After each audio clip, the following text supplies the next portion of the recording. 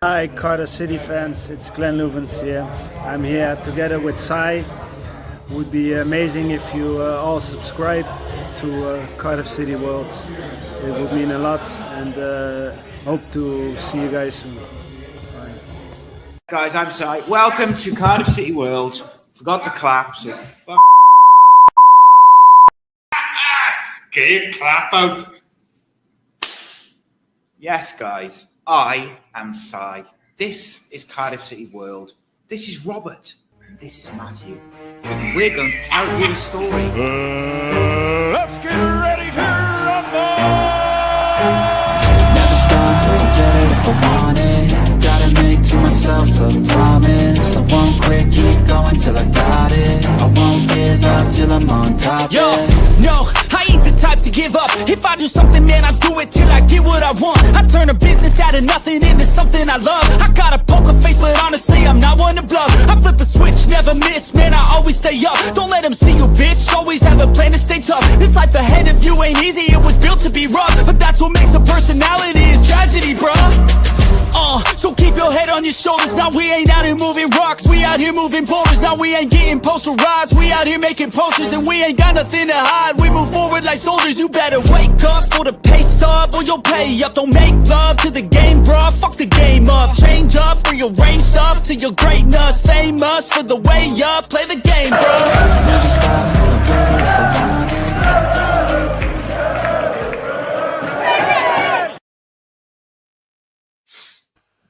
Yes, guys, welcome to a very special edition of the Flower Hour. I am joined by Ace Podcast Nation final boss, Aaron. How the devil are you, my friend? Living the dream, pal. Very well. Happy Friday and all that. How you doing, bud? Yeah, mate, all good. Lovely to have a catch-up with you on you. I know, obviously, you've only spoken briefly in events and stuff, so looking forward to this, mate. Welcome all. We'll have a little chat about last night. Apparently there was a game on, so we'll talk a little bit about that. And we'll go through a few other bits and pieces along the way. So make sure you get your questions, your comments, etc. in the chat. Anything you want to talk about as well, feel free to delve into it. So we may as well jump straight in then, my friend. Do we have to? Just read Ball Bank's comment straight away. We'll jump straight in, mate. Initial thoughts of yesterday? It's definitely a grounding, isn't it? It's, we're gonna have to take the highs and the lows. I think it wasn't the greatest of games, but we have to expect that. Our squad's very, very young. We're trying a new philosophy of football. Integrating a new sign-in.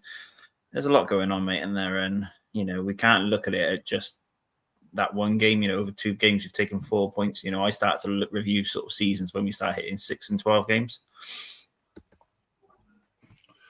Yeah, 100%, mate, and that's it. And I think, although the game for me was not great, I think that we as a club and the manager should learn a lot more from that last night compared to the Peterborough game, the previous week. I think that was almost a reality of this ain't championship anymore. You are going to come across teams who are a hell of a lot more physical. They do the dark arts, and you could tell, and this is no disrespect to them, and if to Port Vale in the slightest, but they looked like a Football League team, if that makes sense. They looked like they've done their dues in League Two, etc., the way they went about it. And it's not that, although obviously they showed it in parts, but it's not that like flash pass and move business. They're a physical team, old school centre halves who literally will bully the shit out of strikers, old school centre forward who's big, strong, and holds off centre halves, I think, mate. Yeah, I think, when you sort of, review the game after, it is an education. It's, it's a team of youngsters that have learnt probably a lot.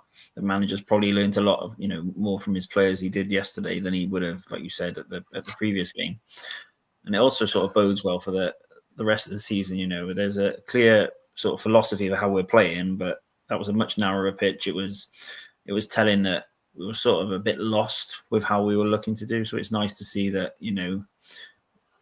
Brian was very, very honest with his review of it, and like previous managers, he took it on the chin. There's a lot to learn, the players have taken responsibility for that.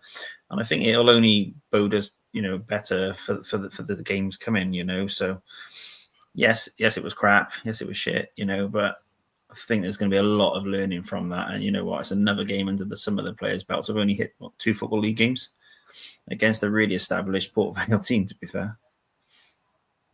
Yeah, 100%. And that's absolutely right, mate. And I think, they clearly are no mugs. And it's just it is just so important now how we learn from it. I think and the different regimes and the management, we play that game again, we lose that game convincingly. Yes, we got very lucky, and there's a few flashpoints I do want to discuss with yourself, and obviously you wonderful people in the chat as well.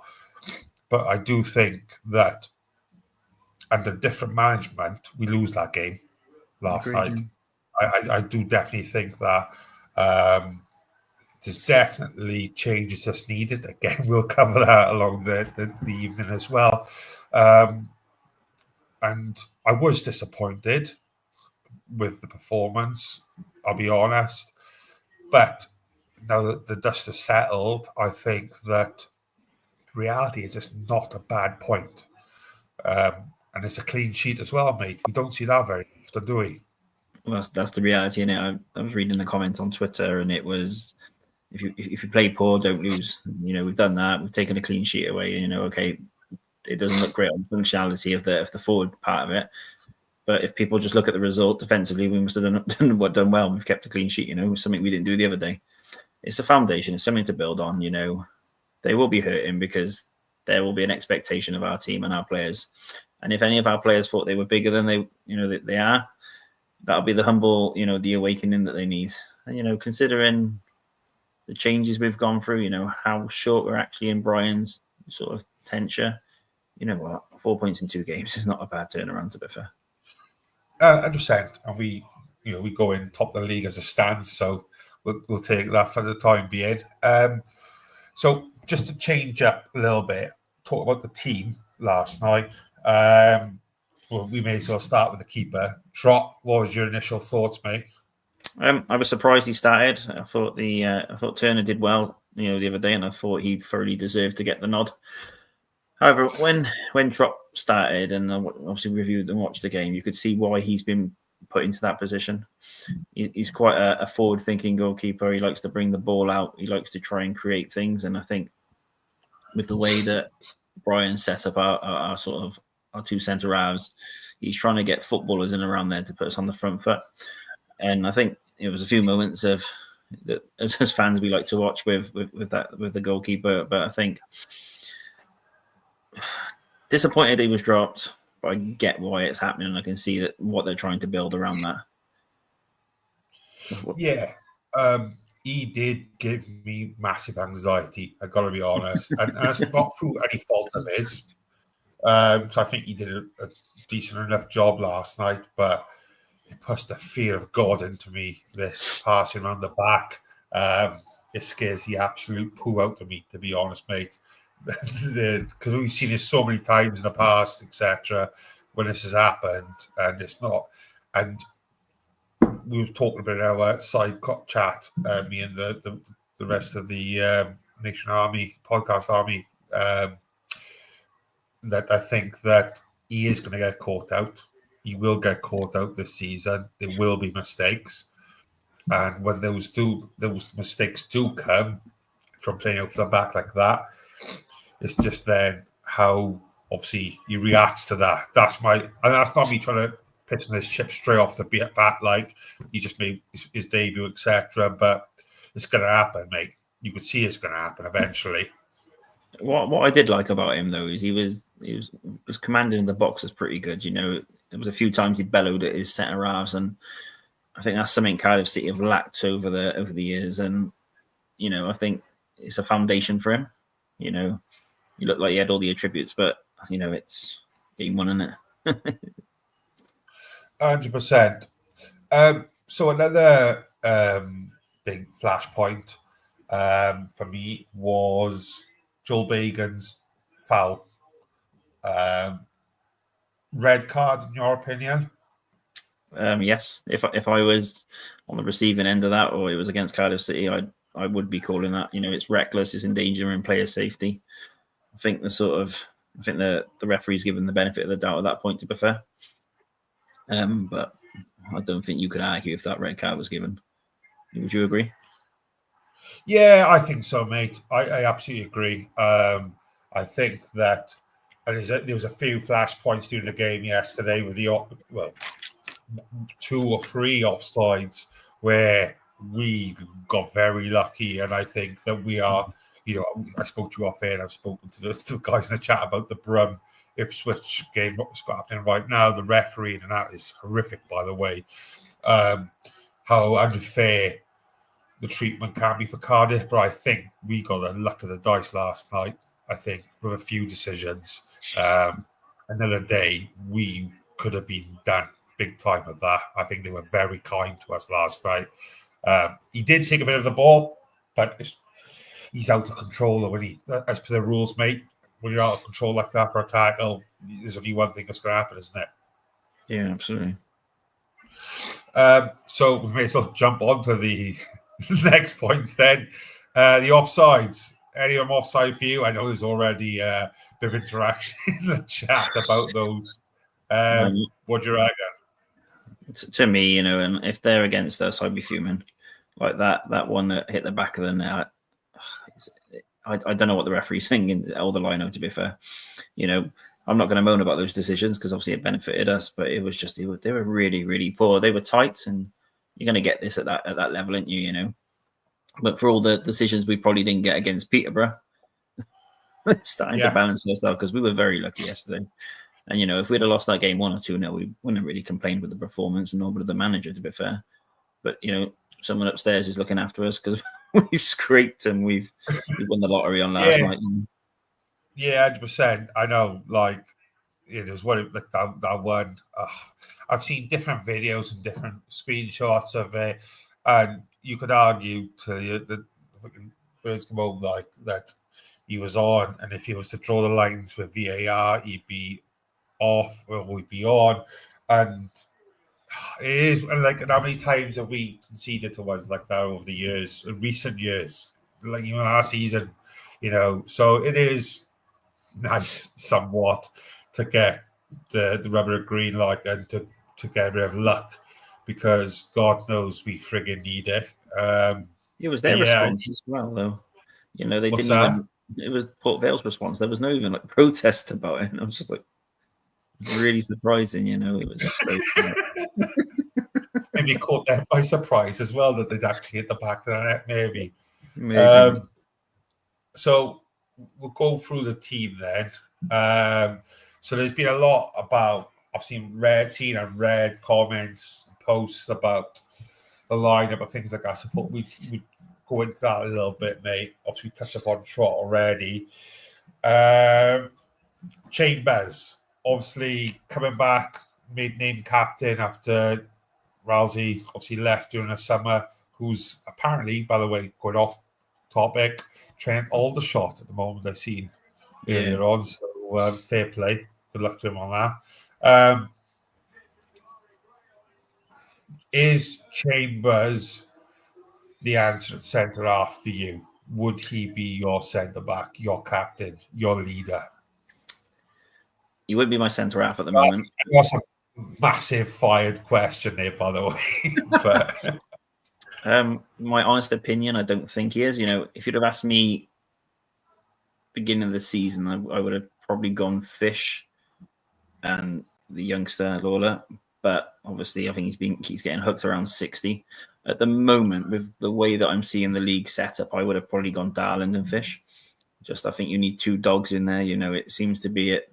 Most of the league one teams play the same sort of way, and you need that bit of physicality. You need a bit of a dog, and I think we've got enough players around them to be able to play football. Fish carries it very well.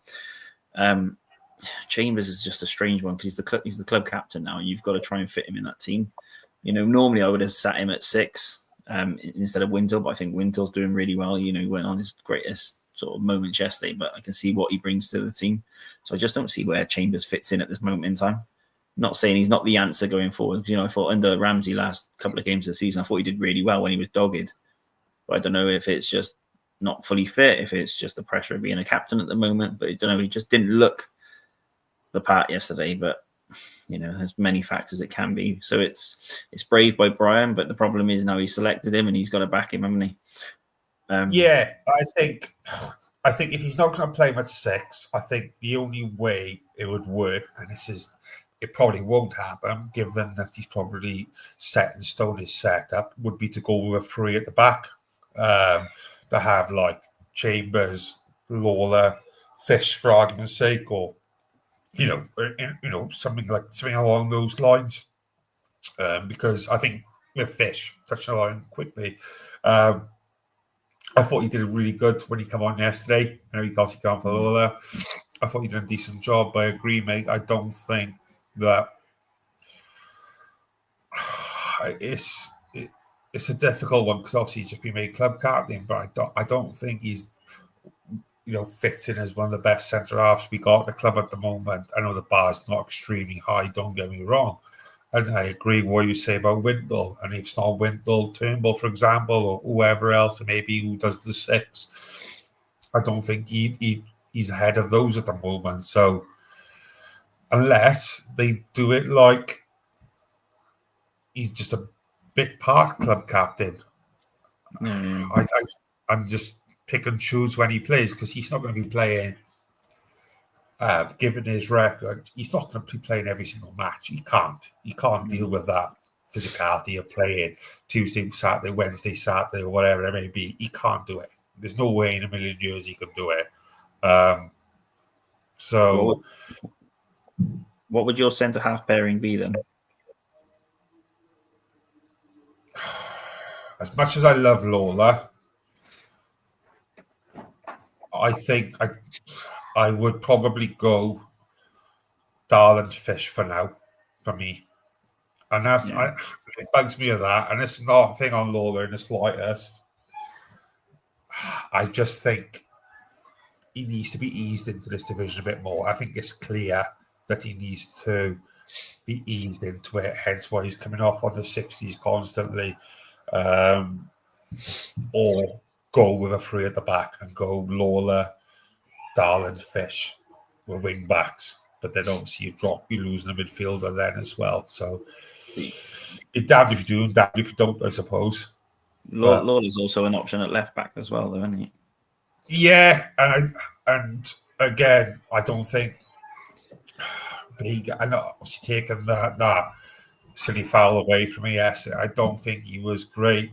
I think he did a basics okay, but I mean, we'll get on to the midfield in a second. But I don't think he was helped by his left wing partner. I think he let Bacon down a hell of a lot last night and left him exposed to 2-on-1s too often. The right back had him in his pocket. He's a Welsh boy, isn't he? To play right back for Port Vale last night. But yeah, I mean, that could be an option. Do you see, when we talk about left backs then, do you see Bagan as the guy then as left back for you? No, I'm more of a fan of Bagan in a more of a left wing back role. I think Bagan's best performance is at Cardiff City when we've played a sort of 3 centre half pairing and given him his more forward thinking impetus. I think defensively he lacks quite a lot, but he has got some really good attacking qualities. His range of passing is pretty good. He sort of finds, but you've hit the nail on the head there. You've also said for the past 2 games, City's weakest part of the pitch is that left wing. They are really struggling with trying to find that right balance, and it might be that they're just trying to find the right partner with Bagan. I don't know, but I just don't think any of the wingers complement him as much as the right side sort of gets it a little bit more, if that makes sense. Yeah, 100%, mate. 100% agree. And it is, and that's what it's about. Like we've had discussions on previous shows about, and I think I've spoken to guests previously we've had on shows about how important it is to rely on your left winger or your left back, your right winger or your right back, whoever it is. They are your partner. It doesn't necessarily, when you talk about football partnerships, it doesn't necessarily mean your strike partnership or your centre half pairing. It's that person who's directly next to you, whether it be a winger or fullback as well. And that is an area which is a concern.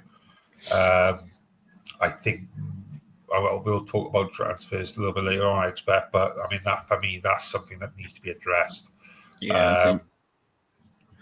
Yeah, I was going to say, I sit there and, I think we've spoken over the previous shows that Brian would be quietly surprised with some of the players and actually sort of rethinking his transfer strategy. But I think left back is probably one that he's now probably thinking now, do we sort of chop and change it? It's, yes, there's youngsters that can sort of fix it now. I know Lawler's played right and a bit of left back. I know Capaccio can play left back, but you can almost see that there's a brand that he wants to play. And he's starting to put certain players of experience in certain roles. And I think he's starting to revert back to that in certain areas. And I think that will be probably during this transfer window, something that he'll probably look at will be that left back area. Can we say that, though? Perry NG. Are we okay? He's not a left back. He's not a left back. Would you not trust Perry NG? So what about Capaccio goes left back, NG goes right back? Would that do it for you? In my opinion, it would make sense. Absolutely. Obviously, Capaccio would need a series of games there to be able to see it. I just remember that Perry last season when he was put at left back, and I think everything he did was shanked into the stands.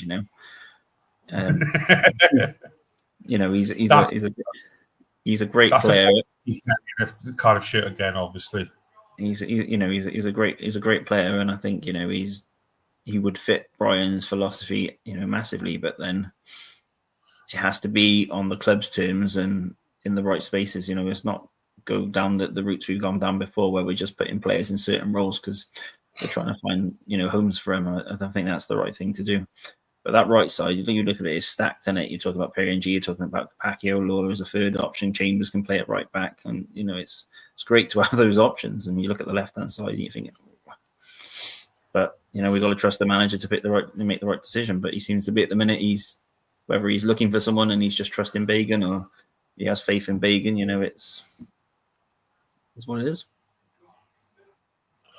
Do we not see Louis Giles as a contender? I personally think that Louis will be going out on loan. I think that Louis would have had a bit more time in pre-season, and he would definitely have more appearances, sort of, here and there with what's sort of gone on in the past couple of games. I do like Louis Giles. I think he brings a lot to the table, but I think he probably needs another season out. And there's no point in just stifling the kid's development, One thing I wanted to ask you about, you're likely to know, Louis Giles. Is he related to David and Paul Giles? Do you know? Ex-Cardiff. Not what I'm aware of, but it's not something I would know, to be fair. Oh, okay. I thought you'd all know in and all that. So what you might know. So it's more my brother. My brother would know that. So we move on to midfield, then we may as well start on the left. Chris Willock, for me, not good enough. I think, and I don't know what his wages are, but I'd expect he's commanding a lot. And for me, as horrible as it sounds, I think the best thing Cardiff could do is shake hands and walk away.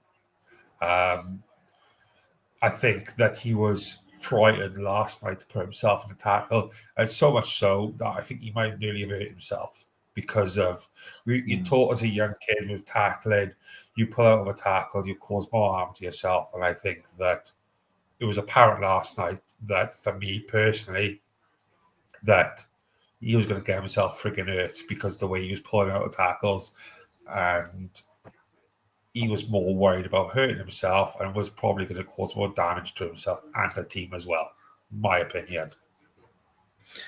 He just didn't look like he was. He made so many. He had so many chances to cause trouble and stuff like that. I just think there's got to be a better left winger out there. There's better left wingers at the club for me already than Willock. I would absolutely agree. I'd agree that probably Isaac Davis is the man to start there at the moment. But it's really frustrating because Chris Willock has all the attributes to be a decent player, but for some reason at Cardiff City, we can never get that left wing right. You know, Josh Murphy was another example on the left that went on to do half decent at other clubs. I just don't know what it is, but you know, there's things you can't excuse for a player for, and desire, you know, effort, application, and he just doesn't want it. It's just really strange. Yesterday would have been an opportunity to put yourself in the window to be selected, and I just watched a player there that just wasn't buying into it. You know, Ruben's played 2 games in a matter of days, and he produced more running than what your left winger is, and that's the problem. You know, is he contributing to Bagan's performance? Because I thought on the left hand side on the previous weekend was the same, but it's just a shame because I can see there's a player there, but I just don't think at Cardiff City it's the thing for him. You know, I'm sure his wages would have been a pretty penny to get him from QPR at the time. Yeah, go on. Sorry, mate.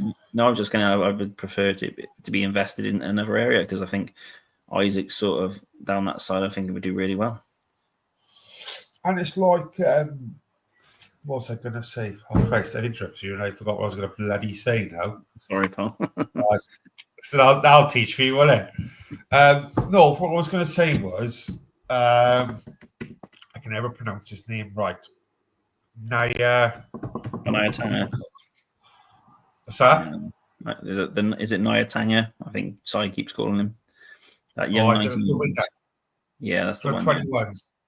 Yeah, like I watched quite a bit of the pre-season. I loved him. I watched quite a bit last season when he was in the 21s, and I thought he was quality. Again, he's another player I think will probably go out on loan. I don't think that he'll stay around the first over the season. But yeah, for me, I would take him ahead of Willock. But no, what I was going to say about Willock was he was class at QPR. He was literally, they didn't want to lose it. They didn't want to lose him when QPR got rid of him. Did he play more central at QPR? I feel like he played as a 10. I'm sure he played as a 10, but that wouldn't, you know, having him as a 10 now wouldn't fill me with confidence. But agreed. Oh, we always seem to get the shit brother, don't we? Like you look at Willock, the other Willock brother, Newcastle doing well, and obviously Murphy. That's it, Murphy as well, and Jacob Murphy at Newcastle doing well as well. Yeah. So, but luckily we got the 2 Ruben Cole, can't speak. Got the 2 Colwells, so can't go wrong there, surely. Talk about the midfield then. Surprised to see Joel start yesterday again. I think his performance, the previous game, got him selected. I think, you know, hindsight would have been you'd probably rest him. But I don't think you could rest him after the first game he had. It's all about managing their minutes at the minute, you know, especially with those younger players on it. But you know, it's who would you select ahead of him at the moment? You know,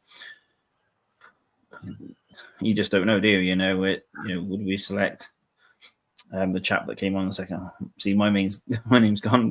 The ex-Celtic player. Oh, Robertson. Turnbull.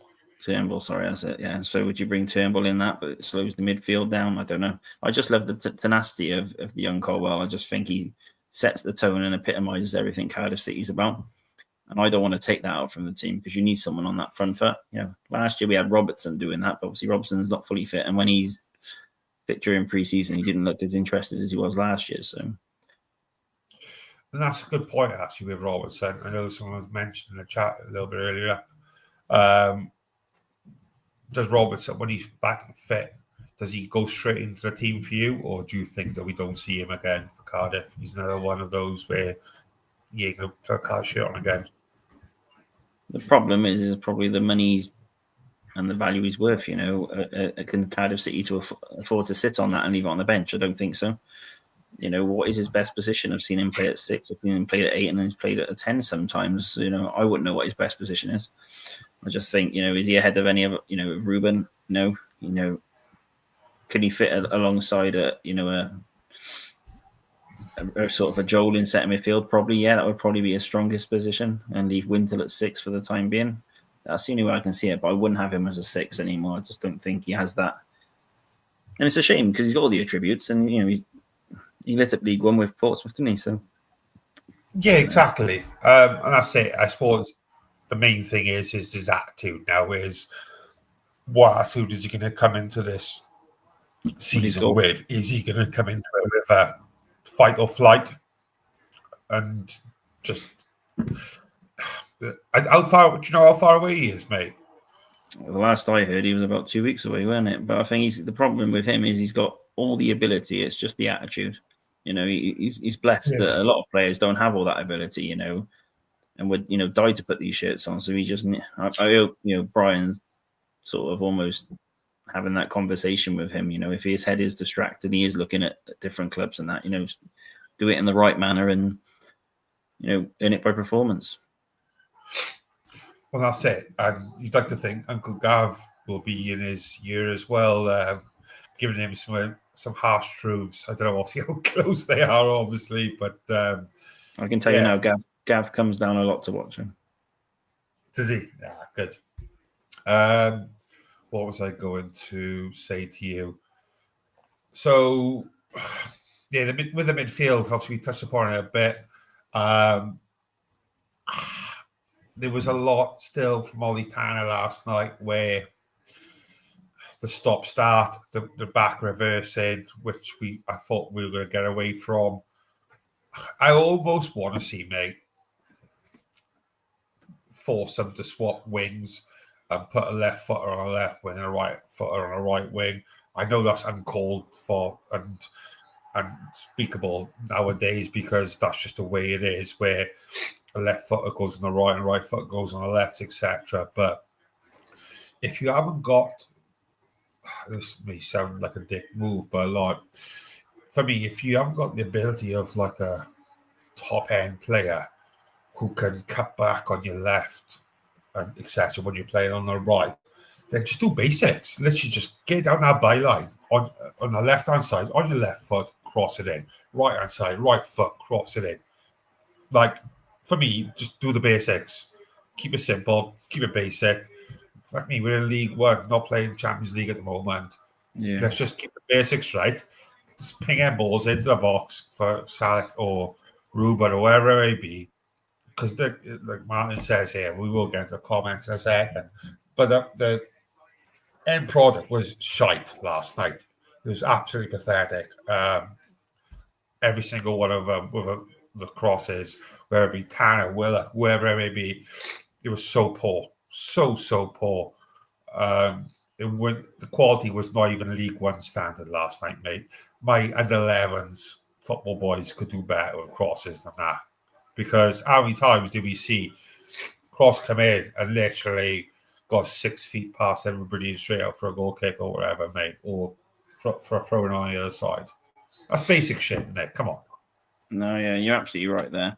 I think I'm not as worried about the right-hand side, like I said to you, as the left. I think, I look at that right side, and I do think that, that Capaccio, where he's learning to develop his game, I think he needs to stop inverting as much and probably get down that byline a bit more just to be able to create that bit of space with Ollie Tanner. But I do think that Tanner, he's had that awakening now that pitch is not as big as he thought it was at some of these grounds. So he needs to sort of judge that. But yesterday, it was also a different time at Peterborough at home. We were getting 6 or 7 men in the box.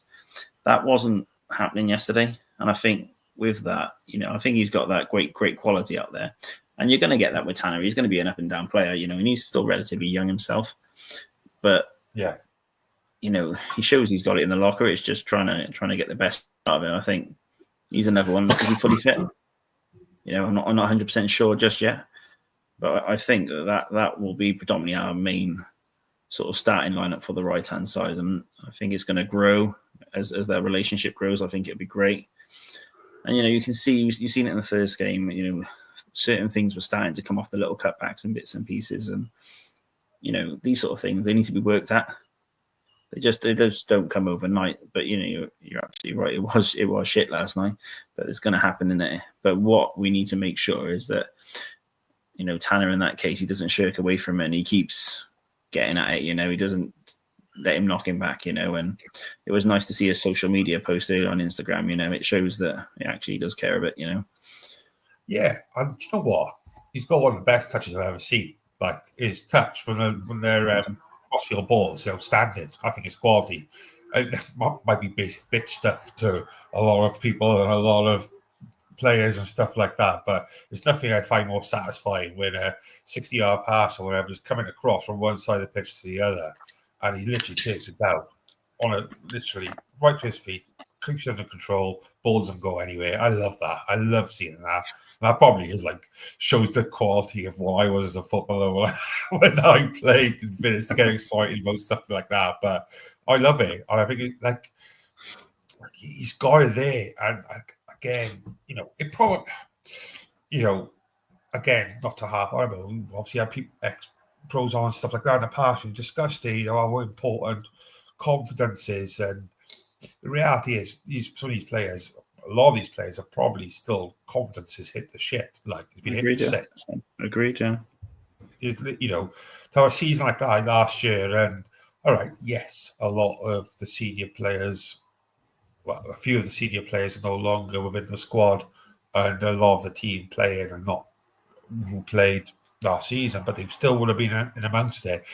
Just because Joel Colwell was out on loan, he would have been aware of this, and the aura around players who lived it, like Ruben, like Fish, etc., Tanner, would have been around it for a full season.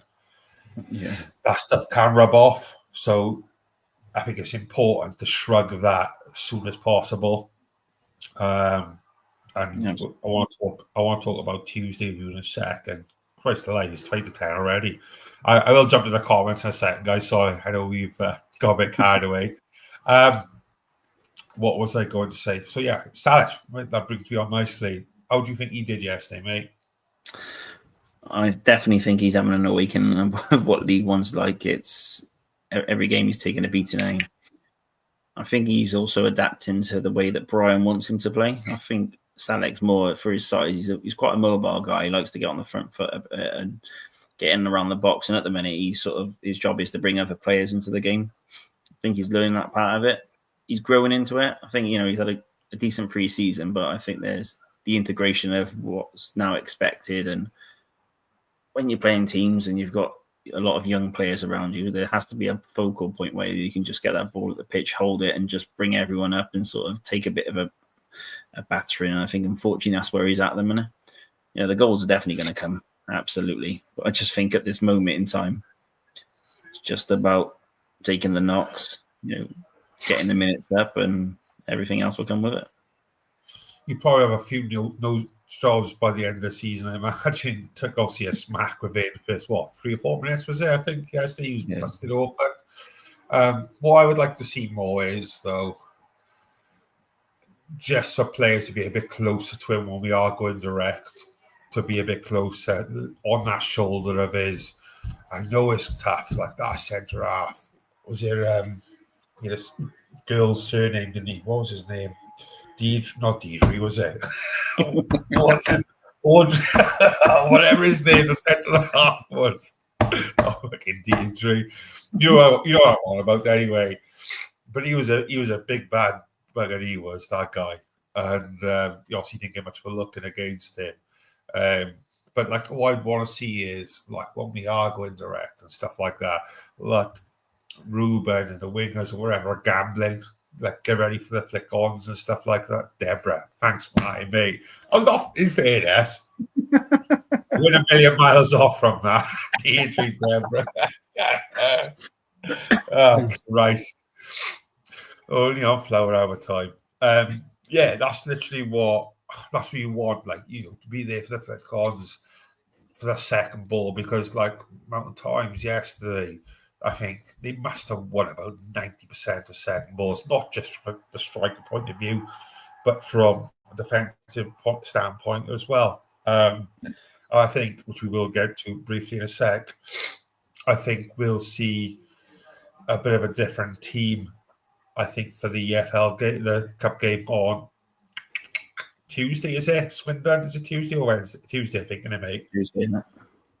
Yeah. So I think we'll see a bit of a change there, which I will whack through a couple of suggestions on that in a second. Yeah, exactly right, Graham, mate. the Ernie Thorny combo.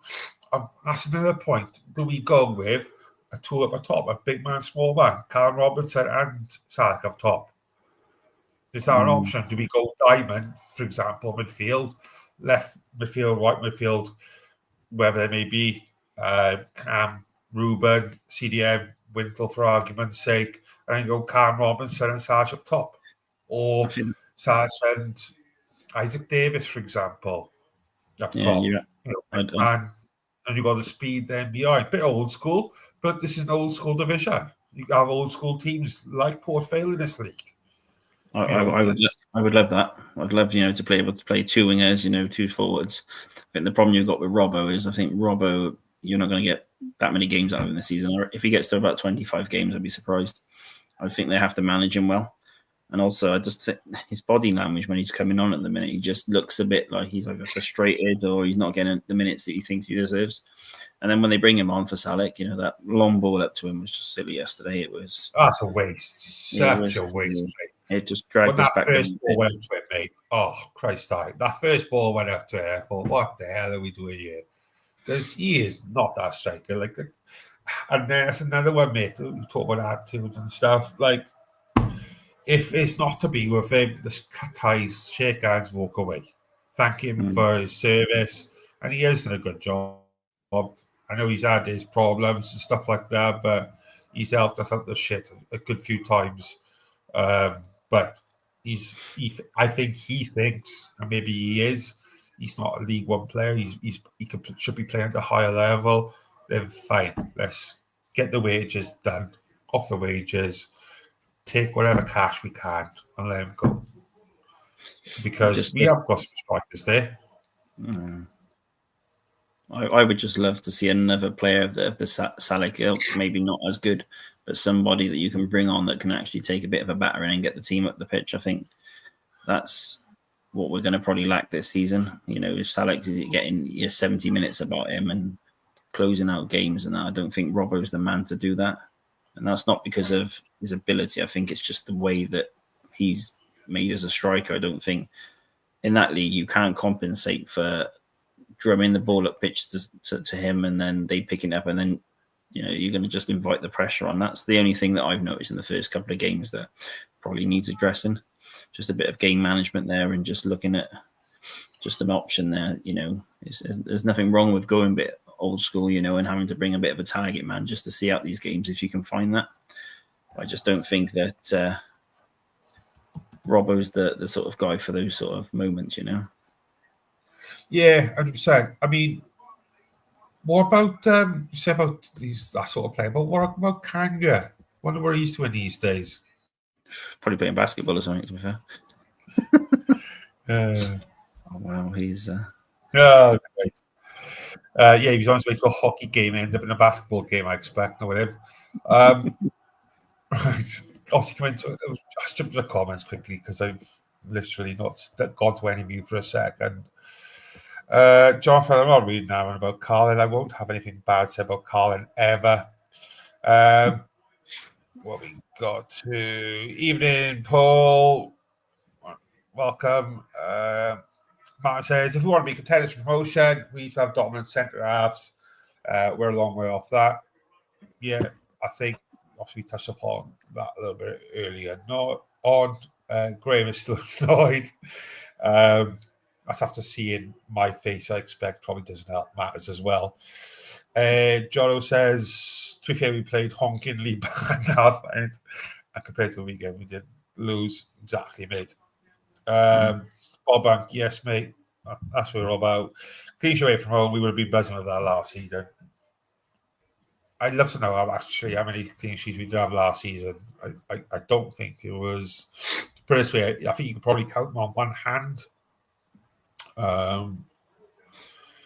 That's one for the quiz. Martin says Chambers should not be captain. How many games did he play as centre back in the Premier League? Yeah, I mean, obviously, I think most of his career at Arsenal, he was right back, wasn't he? I know you obviously touched upon that earlier, mate. He ain't got a pace for right back. I know League One is a little bit slower, but when he comes up against 18, 19-year-old wingers from like Wimbledon and stuff like that, mate, they're going to have him on toast, like for speed. And I think they're going to have to double down then if that's the case. Yeah, this is a great comment here from Halftime Oranges. Port Vale does a favour so early on. Welcome to Division 1. It ain't going to be pretty or easy.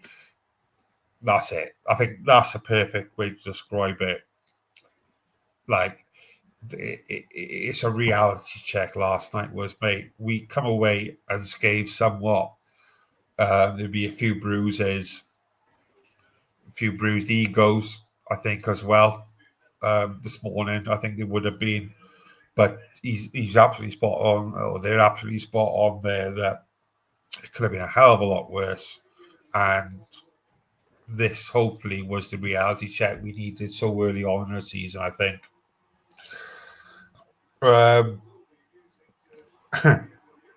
a few people messaged me about Darren Moore last night. So people were wondering whether Darren Moore was like the bouncer or something like that, standing on the sideline with that T-shirt on, his chain on, and stuff like that. He literally just looked like he was about to be a bouncer on a door in like friggin' Oceania or something. I would mess with Darren Moore, would you? He's not a bad manager, to be fair, is he? No, a good manager, mate. He's probably a very good bouncer too. What we got? Paul says, poor performance. We've got a wake-up call. Port Vale did well. We have to find a way to dig out games. Port Vale with the energy. Fucking hell, here he goes again. He always tries to trigger me. Don't know what's worse, Carl, or performance against Port Vale. Both are bad. That's your humble opinion. I mean, you're wrong, but that's wrong. Tuesday be interesting with temperature forecast be 20 plus. Interesting. That's gonna be a tough one. They come out to rough a young team, big learning curve for the youngsters. They either play against this guy. We got a point from me. Yeah, spot on, Suze. I think there's no secret that would have been the game plan, mate. I think that would have been the game plan. Is Darren Moore seeing a lot of players out there who are young, physically statured as well. They would have gone out there too. They would have had a game plan in them to, see what they're made of, basically. Do you think? Absolutely. But great learning curve. Mine says, with a man up, we need to be strong, resilient, and change the tempo of games. JT says, don't see Port Vale finishing above the bottom four. Best opportunities they ever offside chances. I don't really agree with that so much. I think that, again, who am I to comment? I don't know this league that well anymore. They could be, you could be absolutely bang on, JT, and they could literally just be about survival, or they could be a team that finish mid-top end table. You don't know, do you? You don't know. I don't. It's too early to call. They definitely got something about them. I think that they're going to make their home ground a fortress this season. They'll have a damn good go at. They'll take some points off some big teams, I think, this season. I think that's apparent. But I don't know. Yeah. Some back and forth about the offside. We'll get into all that. Bob Bank says, I think Tropp's a decent keeper. Was quick off the line. Yeah, 100%. I think he did do a good job, in fairness.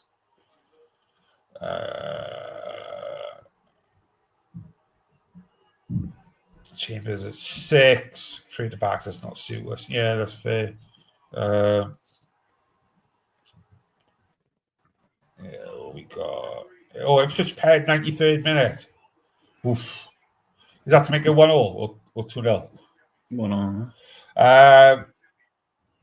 How many managers do we need before one unrealised Chambers is awful? Graham says if refs don't protect Sash, we're going to get more shirts for him. I know. Right, so where we at? Oh, shit, now it's 5 to 10. team on Tuesday, then, my friend? Lots of changes, do you think? I think he's going to probably integrate 5 or 6 from the bench. And then he'll supplement. You'll probably find the likes of the Colwell brothers, etc., will probably be pulled from the squad or put to the bench. It's going to be they have to. I think they're going to have to manage minutes at the minute, especially this early in pre-season. And like in the comments is where he touched on about temperatures, etc. I think a lot of things will be taken into consideration, but I don't think he's going to overly weaken the team. He's going to want to keep the building and momentum, isn't he? Yeah, and it's almost, I suppose, somewhat of a derby, not a recognised derby as such, but Swindon obviously not a million miles away from us. I think he's not going to go there and change 11 players. Do you think Trott stays in goals just to get his momentum going, or do you think he goes back to Turner? You'd think he'd go back to Turner, one just because he would be the cup keeper, and also it would prove a point that why he was dropped, if that makes sense. I don't think that you would benefit much by playing Trott in that game.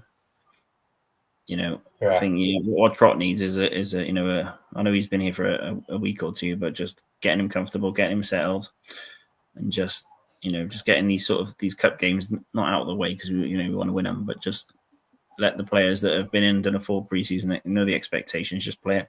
I'm sure Turner's probably hurting after being dropped. So, it's best to, with a bit of continuity, just play the certain players that we think should be there, or the players that think they should have deserved to start the season, just get them through that game, and then just, it's game 3, and just sort of they'll start to set how the team looks for the season and what the squad looks like. I think he goes. I think Lawler plays Tuesday. Yeah, I can see it. I think he goes Darland or Fish with Lawler on Tuesday. I think he's going to want to give Lawler minutes against lower league teams to get his awareness. And also, I don't think that Lawler starts then on the weekend. I think Lawler was carrying a bit of an injury, wasn't he, with his hamstring, if I remember correctly. Oh, was he? It might, yeah. I think that one of the comments. Oh, see at all then. It'll be Darland Fish there if that's the case. Yeah. Chambers doesn't play. It's got to be Chambers plays that. It's one of those positions where you need to work on that partnership, and especially if you're playing a lot of youngsters, I wouldn't be against playing our starting 2 centre halves on what we deem are our first choices, just to build that up. But I can't see. I just can't. I know it's 4 days in between. I can't see Chambers being able to do it. Maybe I'm giving him a disservice, but I don't think Chambers plays personally. I don't think he starts anyway. No, I'd agree with that. No, I would, or maybe even gives him half. I don't know. Remains to be seen. I think Louis Giles plays left back. Yeah, I think that would be pretty much a given. I think Kapaki stays at right back. Yep. Eli King would be another one I'd probably put in. Yeah, I agree, mate. I agree. You'd probably think Robinson would have to start up top, probably maybe with an Isaac Davis off one side. The other side, I would probably rest Tanner, in my opinion. Probably bring, that Nakawar back into the team. The one nobody can pronounce. That's the one. But yeah. Yeah, that one. It could just be the biggest question for me is who you bring on the bench, because it'll show your intent to how far you want to go in these competitions, wouldn't it? That's a good point as well. John says, Mafiko. I thought you went out on loan. Obviously not then. No, I haven't seen him go out just yet. No. Why is that you went out on loan? John's team year. That's a good shout. Was it two? Turner, Spears, Darland, Fish, Mafiko, King, Turnbull, Willock. Oh, fucking no, Willock. No. Kawa, Davis, Robinson. You can't play Robinson. of course he is. Yeah, I'm thinking of somebody else. Maybe it's stupid. Sorry. No, you can't. One of the wiser teams that would be, to be fair. What's that? It'd be one of the wiser teams if with what we've got at the moment and trying to get through the game. We couldn't really complain. It's a team that looks like it's trying to win the game, as well as resting players that have been, quite key recently. So, if Willock can't do it against Swindon, that's his season done. Already on game 3 for me. I'll literally get to the stadium, to the training ground, and take it away myself. Maybe that is a good way to do it. Give him his last chance somewhat against a League 2 team like Swindon. If you can't do that, then pack your bags, off you go, kid. Maybe an option of a loan or something might be beneficial for all parties at that point. Yeah, 100%. That could be the way to go. Send him back to QPR a season-long loan, £1 million loan fee. Off you go for a season, and go from there maybe. But I don't know. We'll soon see, mate. Right. I will wrap you all up here. Willock is in the wing. It's 10. Oh, I got you. So Willock is in the wing. It's 10 to rest Colwell. Yeah. Could be a way to go just to see, but I think I've seen enough now. Like those of you who's watched shows where I've been on in the past, I'd even take Carlin Grant over Willock at the moment, and you all know my views on him. Hell, I'd go as far as taking what was his name? Josh Bowler ahead of him as well. So that's how far I'd go with it. But we'll leave it at that. Thank you all so much for tuning in and spending your time with us this Friday evening. It is much appreciated. After the stream is finished, if you could all do us a favour and stick your predictions in, whether team, results, or whatever, for the game on Tuesday. Also, don't forget to like, subscribe, share, do all those fun things that everybody loves to do. For a price of a cup of coffee a month, you can become an Ace Podcast Nation member as well. We get early access to shows. Me and Final Boss was talking off air. There's definitely going to be some live events coming up soon, so be sure to check out the Patreon so we can get early access to those, because you are going to need to get early access to those guests that's coming up, because they're going to be banging. And also you get to see me as well. But thank you all again so much. Have a lovely weekend. I know Tweedledee and Tweedledum will be back tomorrow night on the 1927 Club.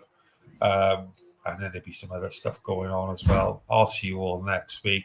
Aaron, thank you so much, mate. It's been lovely speaking to you and catching up with you, mate. Yeah, thank you to all you, and thank you for tuning in tonight. Yeah, 100%. Good night, my friends. Rascal Beats. For your Caesar. Cardiff City, right with me for your Caesar.